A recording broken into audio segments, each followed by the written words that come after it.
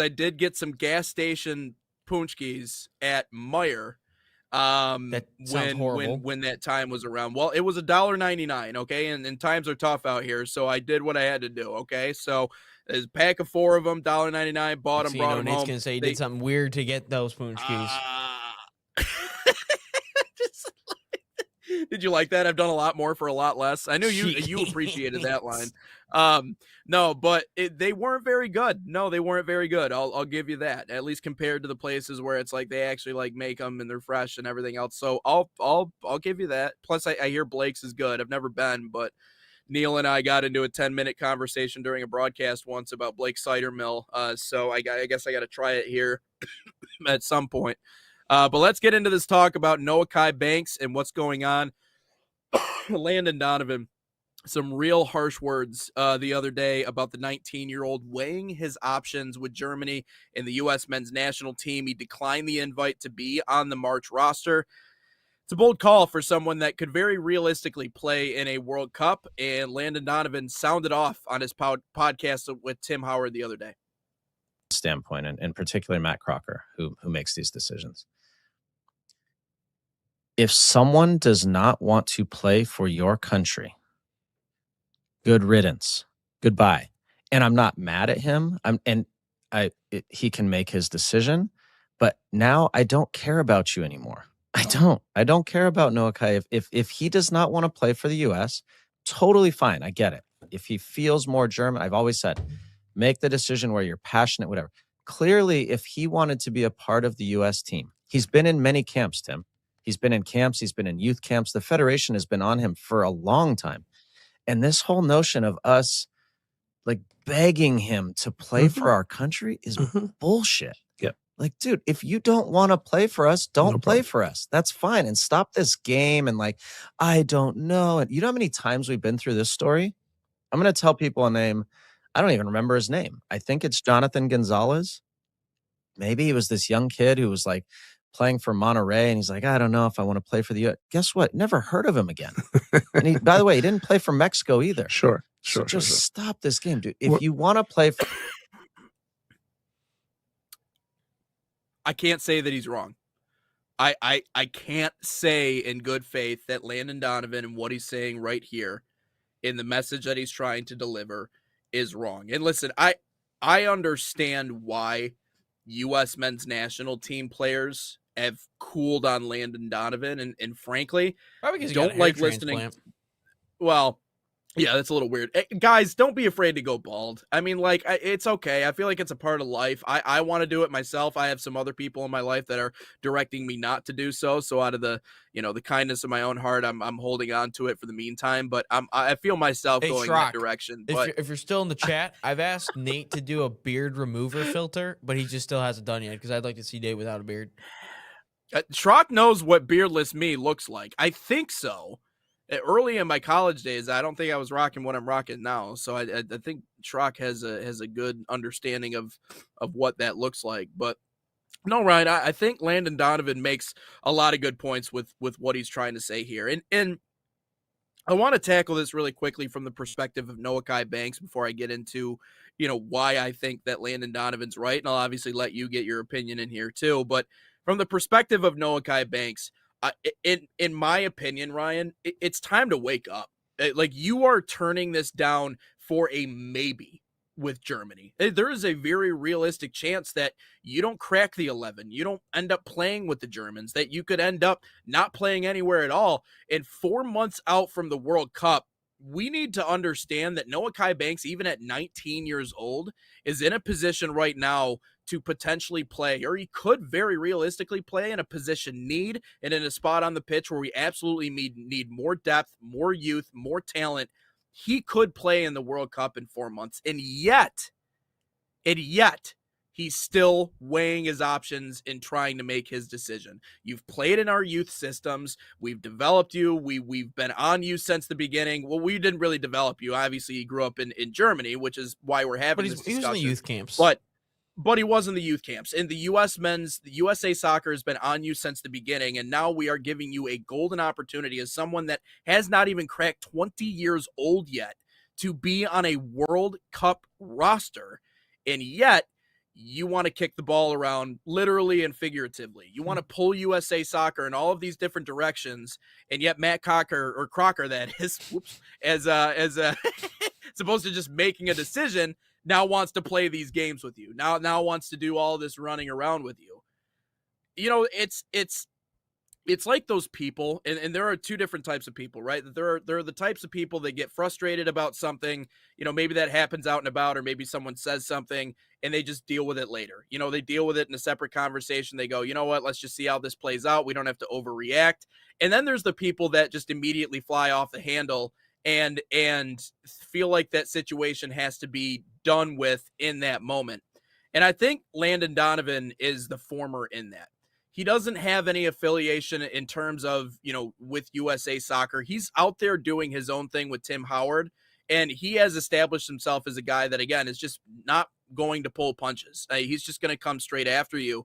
And again, it's hard for me to say this, Ryan, because I know that sometimes people look at Landon Donovan and they're like, this guy's being ridiculous, but I think he's got a point here. No, I agree with you. I think he does. I was just going through a little bit of a list here of current active players that are with the United States in the last couple of years that are actually dual nationals. Freddie Adu is actually one of them. Remember how he was supposed to be like the next greatest thing? Yeah. He was actually born in Ghana and came over here and played with us. Jermaine Jones obviously is another one, because kind of the whole dual national thing became like a really big. I feel it kind of took its own kind of legs here when Jurgen Klinsmann got here, because he's obviously German. But again, there was dual nationals before that to begin with, even on the '94 team. John Brooks, another one, iconic goal in 2010 or 2014.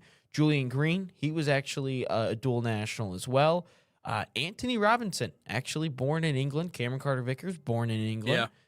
Timothy Weah could have gone elsewhere. Serginho Dest, born in the Netherlands. Balogun, which I do have something to say about Balogun. Balogun could be a starter for England, just saying, as a striker. Just saying. Maybe talk about it another day, but if you were to go over the list of strikers for England, Balogun might be better than most of them.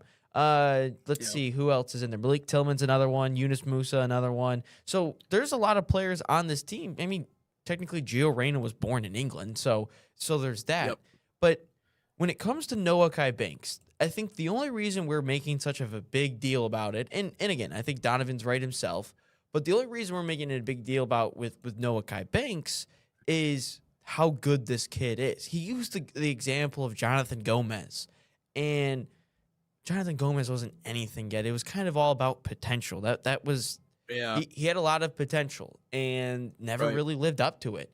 And by the way, Schrock says, I know that look. Beards for both of us were the right call, but I'd love to see how no beard looks now. Schrock, do it too. Send it to us, and you and Nate we can do like a side by side of Schrock. We'll put it up on the show. Yeah, we got you. But no, I think we are so upset about Noahkai Banks because of how good this kid already is. Yeah. At the age we of can't 19, lose that. We can't lose the plot on that. Yeah. That's like if this is anybody else that isn't playing 1,700 minutes this year in the Bundesliga, I don't think it stings as much.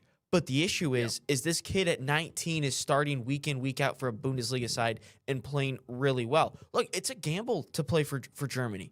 It is. It's a gamble to play for more of a gamble than playing here. Yes, yeah, exactly. More of a gamble than playing here. Yep. We went down the list last week about the starters that are over him in Germany for the German national team. We talked about that. Yep. But you come to the U.S. men's national team, and it's like, okay, so we got Miles Robinson, better than Mark McKenzie, you're better than Tim Ream, you're better than, but he's going to play. The only one you're not better than is Chris Richards. That's the only center back. And it's crazy to think that a 19-year-old is like one of our best players in a position of need, and especially where I think our goalkeepers are a little bit shaky, to say the least. We need center backs, and that is why we're so upset about this. Then the other discussion, which you talked about with is Donovan onto something here? Yeah, I would say so, because what was the biggest issue this summer with all the American soccer players? Pulisic, they don't care. They don't actually care about it. To be honest with you, I don't really care that they didn't play. It's the Gold Cup. it doesn't matter to me. If this was like Copa America, yeah, a bunch different story, but this is the Gold Cup, doesn't really bother me. And this kind of feeds then back into for those guys like the Dempseys, the Donovans, the Howards, those guys who were upset and saying this and that, they don't actually care about all this. This then kind of feeds back into that narrative of, dude, they don't actually want to be here. They don't actually want to play for the badge. They want to play for something else. That's what it also feeds into. And again, I don't like Landon Donovan, to be honest with you, but I agree with him because if you we are hosting the damn thing. We are hosting the World Cup in the most profitable World Cup of all time, the most advertising dollars. JP Dughammer said that himself. I'll take his word for it. And you are going to be a starter for every single game. You are going to start in the biggest tournament in soccer history, which obviously will 2030 will be the biggest one. But for right now in time, this will be the biggest one. And we gotta beg you to play. I'm with them. I don't really want to see it either, because if I gotta beg you to play in your home country for the host nation in the biggest tournament in world soccer history, are you truly bought in?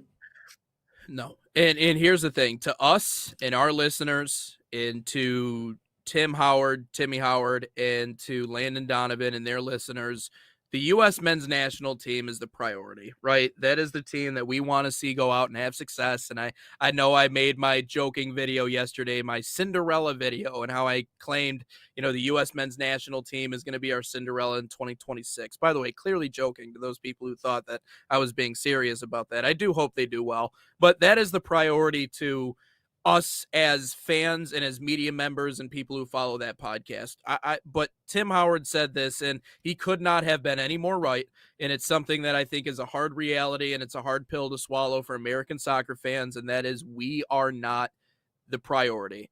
We are oftentimes the second option on a lot of these players' lists and on a lot of their minds, especially when it comes to the dual nationals.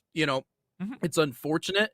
It's a story that we have seen time and time and time again. But yet, on the other side, we've also had players, as we've talked about, that have made the opposite decision, who have decided to play here for the U.S. men's national team, who very realistically could have played for another national team. We talked about Dest with the Netherlands. We talked about, technically Christian Pulisic could play with Croatia, but there's a lot of different players on this team who are dual nationals who could play elsewhere, but have decided to choose the U.S. men's national team. So I think that's where Landon Donovan's frustration is coming. It's not that Noahkai Banks is necessarily kicking the ball around or, pulling USA Soccer around. It's more that we are doing all of this to cater to a 19-year-old when we've had other dual nationals make the decision to play for the U.S. men's national team and to not go elsewhere. But generally speaking, we are not the first priority for a lot of these players. And that is just a hard pill to swallow for American fans, because it takes, like we've said, it takes having a level of success in the World Cup in order to start convincing people, hey, I want to play for the United States. I want to play for this side. I want to play for this program, because they have proven beyond a shadow of a doubt that they are here to compete, that they are here to be one of the powers in this sport. Not just because FIFA gave you some brownie points and put you in the top 15 because they know just how much you present to them money-wise. Like, we're not talking about moral victories or anything else like that. Like, you have to prove to people. Now, again, it's ridiculous going back and forth with a 19-year-old. But if I'm going to sum up what Landon Donovan said, because during the summer when he was saying all those things about the players, some people thought it was a little ridiculous and a little overblown. I tended to think I was a little confused, and he had some good points. But right here, I think he has a really solid point, because, again, why are we catering to a 19-year-old when we have all these guys who have made the decisions that they want to play here? But it's so hard, because I understand where USA Soccer is coming from, because you just don't want to burn a bridge when that bridge could really make a difference for your program and for your club in the long run, having him in there. Because if you burn that bridge and you never have a chance, who's to say he doesn't turn out to be something special? And now you're looking back and going, well, I wish we would have maybe given him a little bit more patience. So while I do agree with what Landon Donovan is saying, I will also admit that there's probably a little bit more gray area in terms of these conversations. Yeah, no, I concur with you. Shout out Catch Me If You Can. That's how I found out about that word. But I just took a little gander on terms of, potential other you know dual nationals we could deal with with Yeah. the U.S. men's national team, and also looked at the top dual nationals in the world. So Matthias Halbert, we talked about how special that kid is. He could potentially play for Germany or France as well. He is cap tied to the United States youth team, but he could 100% play for anyone else. Leonard Prescott, obviously we talked about with the Red Bulls. He could play for Germany. Where is the other big one? I just saw the guy who plays for Figueroa, who plays for Liverpool. He could play for Honduras. He was born there, but immigrated to the United States. Benjamin Kramashi, who plays for Inter Miami, could play for Argentina as well. Where's Slonia at, who I think is eventually going to become our number one goalkeeper in 2030? Where is he at? I just saw him on the list. But Slonia, he's another one that plays for Chelsea. I think he's a really good up-and-coming goalkeeper for us. But I can't find the team, the countries. Okay, anyway. But then we go to just the top dual national players, in the world. Declan Rice was actually played for Ireland. He was actually capped. He actually made a couple senior caps with Ireland, but guess where he plays? England. Diego Costa back in the day, he started out with Brazil, ended up on Spain. Wilfred Zaha started out in England, went to the Ivory Coast. Inikai Williams went to Spain and then eventually went over to Ghana. Thiago Motta went to Brazil and then Italy. And Dumfries started out with Aruba and went to the Netherlands. That's just crazy. And then arguably, or one of the best footballers of all time, Puskás, started out at Spain and also played for Hungary. There's a name for the best goal of the year named to him. So this isn't anything new. But again, I think at the same time, the stature of Noahkai Banks is a good sign for the men's national team, the U.S. men's national team, that a player that has gone through our youth system, not our youth systems, but our youth national teams, is such a wanted prospect. But at the same time, I kind of think his heart's with Germany anyway because he grew up there. And you talked about that last week. Like there's nothing against the guy for, you grew up in a spot. I can't really hate on him for it. But then back to the point of, we're the second option for a lot of these players. Like if Balogun had the opportunity to play for England, he would have played for England. If Dest had the opportunity to start for the Netherlands, he would have went to the Netherlands. That's not anything crazy. That's not anything out of the ordinary, but that's just the truth. That's just the truth of where our men's national team is in the rest of the world. So yeah, no, I wouldn't. I know I put at the bottom here too harsh on Noahkai Banks. No, because I don't think it's too harsh. I think it's just the facts. It's just reality. It's I don't think it's too harsh on anything. No, yeah, I 1000% back you up on that. And it's it's unfortunate to see. Like you just want you want him to make the best decision for him. You trust that he's going to be able to do that. You want it to be with us. And I completely understand that you want to give him that runway to make that decision, but again, you can only do so much to try and convince the kid to stick around. So, whatever you have to do, you have to do. So we'll have to see. And again, that's what Landon Donovan said. I think it was important that he qualified everything, all of his critiques and all of his criticisms by saying, go where your heart is. No one's going to hold it against you that you go and play for a side that you feel more passionate about, that you feel more connected to. And I even said that right out of the gate. The issue is not that. The issue is, we're getting extremely, extremely close here. Like we're starting to heat up at this point. There's no more time to sit around and try and make decisions on where you're going to go. There's no more time to wait around or weigh your options or anything else like that. So that's where I agree with what he's saying. And I agree with, and I know it's a hard decision for a 19-year-old to make because there's a lot of pressure when it comes to that, but the time is now to make the choice. So we'll see. And like I said, where he is on the field, the position he plays, everything, like could be a dire need for the U.S. men's national team. And it's funny because I had someone in a comment section on TikTok go, "I'm 50 years old and we've always had, all my whole life we've always had the player that quote could be the next one to pave the way forward." It's not just one player, right? Like you have to have players in every position on the field that you're comfortable can be someone that you can rely on for a long time. And in a position need like where he is, yeah, that would be extremely important. And he would make an immediate impact. To that guy's comment, whoever it was, I mean, I think we've already had the player to pave the way forward, and his name is Christian Pulisic. And we also had the guys of 94 who paved the way forward. Like, everything was kind of laid down, I think, in 94. Yeah. And then eventually... let's not forget, we've only been taking this serious for about 30 years. Like, people act like we have the same head start Europe had. No, we didn't.